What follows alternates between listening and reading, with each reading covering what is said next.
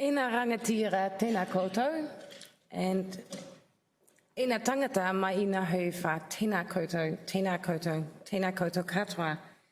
A warm welcome from the Brian Pico Chair in Ethical Leadership, the Wellington School of Business and Government, and from our partner Transparency International New Zealand. We will hear from our 5 political candidates, Honourable Andrew Little, Honourable James Shaw, Jessica Hammond, Fletcher Tabuto and David Patterson, how they see their ethical leadership role and how they reflect on business and political integrity during the recovery from the COVID crisis. When they will be interviewed by Ian Fraser, who will ask a few tough questions. Thank you so much for being with us here tonight. I'm also honoured now to introduce to you Tabitha Paul as our MC. O tēnā tātou, nau mai haere mai ki te Herenga Waka, Victoria University of Wellington. Hui mai nei I tō tātou nei whare. Welcome, kia ora everyone, and welcome to tonight's event. And I have the privilege of hosting you all alongside my pal Ian, and tonight we are talking about transparency, integrity, accountability, and all of those really important values that we pride ourselves on as being a fair little country out here in the Pacific. So I'm going to start off by introducing the Honourable Andrew Little. Thank you. Kia ora koutou. Good evening. Thank you, Tabitha, and good evening, Ian, and my colleagues. And good evening to all of you too. Look, a couple of things I just want to cover off. First of all is, in a sense, the decision-making that took us through the COVID-19 pandemic and New Zealand's response to it. And then secondly, the challenges that remain as we now kind of seek to get out of it. Those challenges are not just economic, they are social as well. The significance of talking about how we made decisions, the basis on which we made decisions, is about what sets us up for that future and our recovery, both social and economic. It was very clear very early in the year that this challenge was on us. I well remember the first emergency cabinet meeting that was called on a Saturday evening, 1st of February, when countries were considering closing their borders, at least in part, to other countries, and we had to start making some decisions along that line.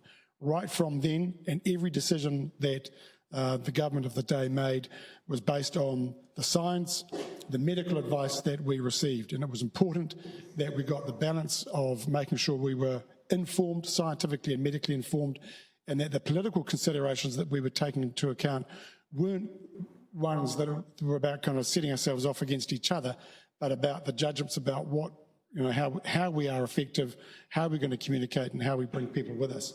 And that was the basis on which we made decisions and got our way through to the point we are today, where, like many other countries, not only haven't been afflicted with it, but afflicted with it more than once. But we have, in terms of where we're at, casualties, fatalities, impact on the economy, we are way ahead of pretty much every other country in the world. What that has enabled us to do, one of the effects of that is that it has considerably enhanced New Zealand's reputation abroad. That will help us in terms of our economic and social recovery. We already know from some exporters, they're telling us that there is now a premium attached, particularly to our food and beverage exports, because we are seen as a safe country and a healthy country from which those products originate. We're also seen as a safe country in which to invest because of the quality of the leadership that we've experienced. Is it a warning or an end? That's the end. But you get the general drift, and I'll have more to say throughout the evening. Thank you. So now we're going to go to the other side of the room, to the Honourable James Shaw. O tēnā koutou katoa, ngā mihi nui ki koutou. Good evening. So transparency and accountability have been values that the Green Party has championed both before we got into Parliament and in the 20 years that we were in Parliament and in opposition, and again once we made the transition to being a party of government just in this last term since 2017. Back in the 2000s, we unilaterally made the decision to publish our MPs' expenses, and that led to to a reform of the whole system. So now all MPs' expenses are published just as a matter of course. During this time in government, we made the decision to publish our ministers' diaries, and within a few months that became the standard minister of course, that our full diaries are published after a period of time has passed. We actually started off by giving our Patsy questions to the opposition until they told us that they didn't want them anymore, and so we ended up taking them back, because we felt that as a party of government that actually one of the roles of accountability should be that it should be the opposition should be taking question time to ask those questions rather than the government asking Patsy questions of themselves. Now, our belief is that helps to build a more transparent, more robust democratic system. There are other things that we would like to see Parliament introduce and government introduce in the future as well. But we think it's more important that we have a culture in the country that is founded on those principles. And actually, we are very lucky in New Zealand. And I do say lucky, actually, given what the counterfactual is around the world. Because it is actually important to our economy and to our society as well. The example that I would use would be say, well, who would you like to program your security software? A New Zealand company or a Russian company? Right? And I say this with all due respect to any Russians in the room, but it has a huge impact. Whether or not that company, in either case, has any form of malpractice, the reputation of a country in terms of its transparency and its openness and its integrity makes a huge difference in terms of the dealings that we have with the rest of the world. So when I talk about the things that we would like to do in government, for us, that is actually about bolstering not just our democratic system, but our country as a whole. Next up, we are going to Fletcher Tabuto. Kia ora, thank you for the introduction. And can I simply start off by thanking you all for being here tonight. Really, all I wanted to say by way of introduction was to have the conversation around accountability, ethical government, ethical business, transparency and accountability. And the reason I say that is because it's something that we can't let slip, that we can't take for granted in this modern day and age. And unfortunately, there are examples of a standing president already contesting the grounds of an election outcome coming up in terms of respecting the result. And that, I know it puts a huge amount of fear into me, and I know it will put a huge amount of fear into the people around the world. And so I, as the Deputy Minister of Foreign Affairs, I've travelled the world, and my motivation on return has always to come back and find a crowd to be able to say, we don't know how lucky we are. But this room probably does know how lucky we are. And it's incredible in terms of what the Minister of Foreign Affairs often says, the rest of the world's a hellhole. And we don't know how lucky we are in New Zealand. And it is because of the democracy we uphold, the integrity with which we operate, the accountability and the system in which politicians and businesses operate, knowing that there's an accountability system. And I passionately stand here in front of you saying we must defend that, we must not take it for granted, and we must continue to ensure that it evolves.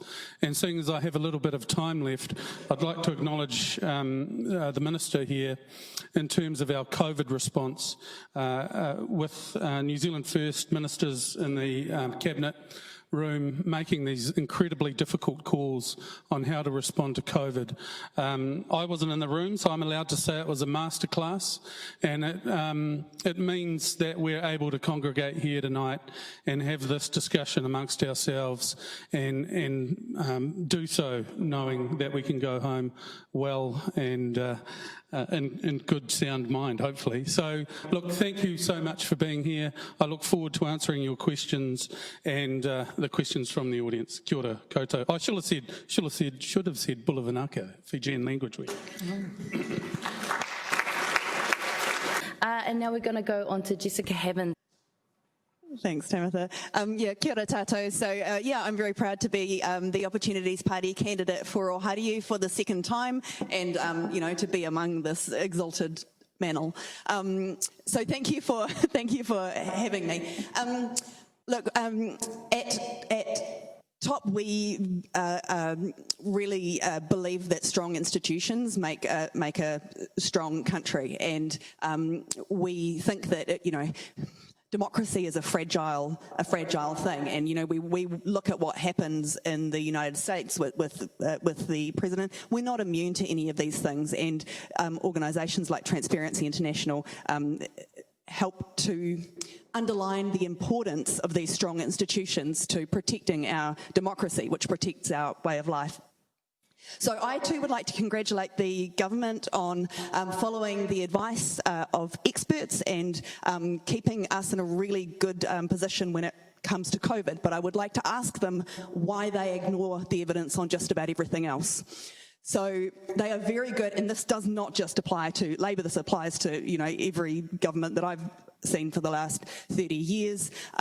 For example, ignoring 3 tax working groups, ignoring the Welfare Expert Advisory Group, ignoring the Water Science Technical Group, ignoring the advice on reforming MMP of the Electoral Commission, just to name a few.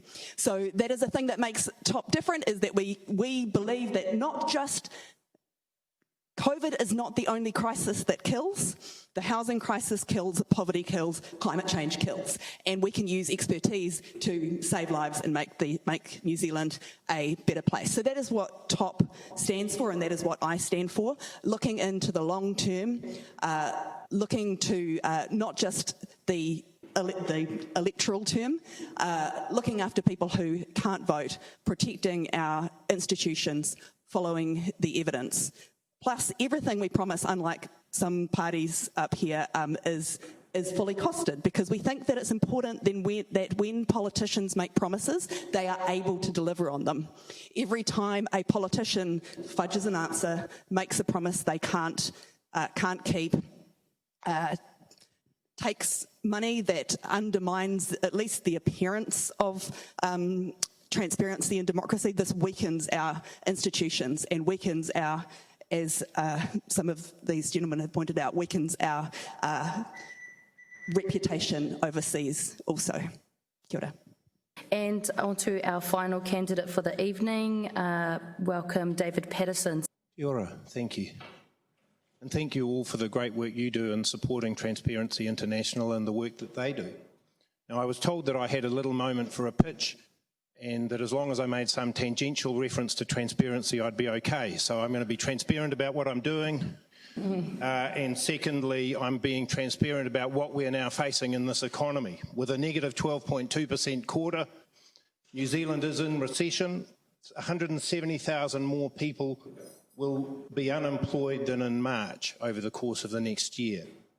That increase is more than 3 times my electorate in Rongotai. That's 170,000 families, real people who don't have jobs, and real families that don't have incomes.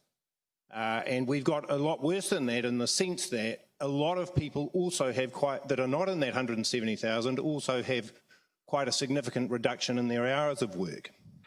So National will produce more jobs by a temporary $3,000 tax cut for middle income earners. It'll bring forward core infrastructure, it'll secure the border, it'll encourage private sector businesses to rebuild, and it's that private sector that's going to create the new jobs that we need. As we dip into recession, and as we're starting to go down that track, and as we turn, we need settings that are ready and there that are going to encourage those jobs to come back up.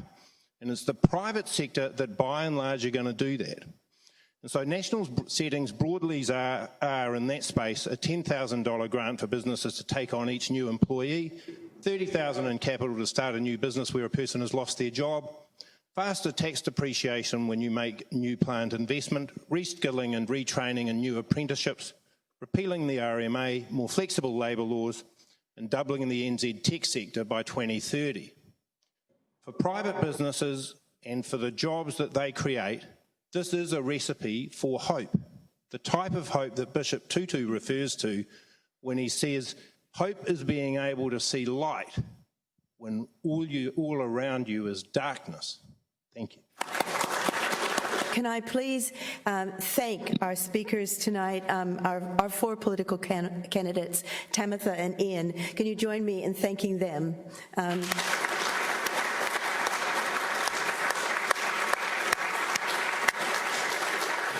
And I want to thank all of you for coming and for your excellent questions. It's really appreciated. And I don't know how you felt, but it was not only was it a pleasure to be here in person and not to be on Zoom, but wasn't it a pleasure to hear people answer questions honestly and without posturing tonight? I think we got some real genuine answers. And this is a special place that we live in, you know, through deliberate steps that we take now, based on what we've done with COVID, where we've shown how we can work as a trusted democracy, we have real opportunities, I think, for business recovery that's going to make a difference, that's actually going to bring us up higher than we've been in the past. And you see tonight that we've got evidence that the solid foundations of transparency and accountability are with us. We've got some great people running for Parliament, and let's look to what they do when they get there. Thank you very much, Karen and Blake and Georgia and Alexandra, for actually working on this, and Karen for co-hosting with Transparency International.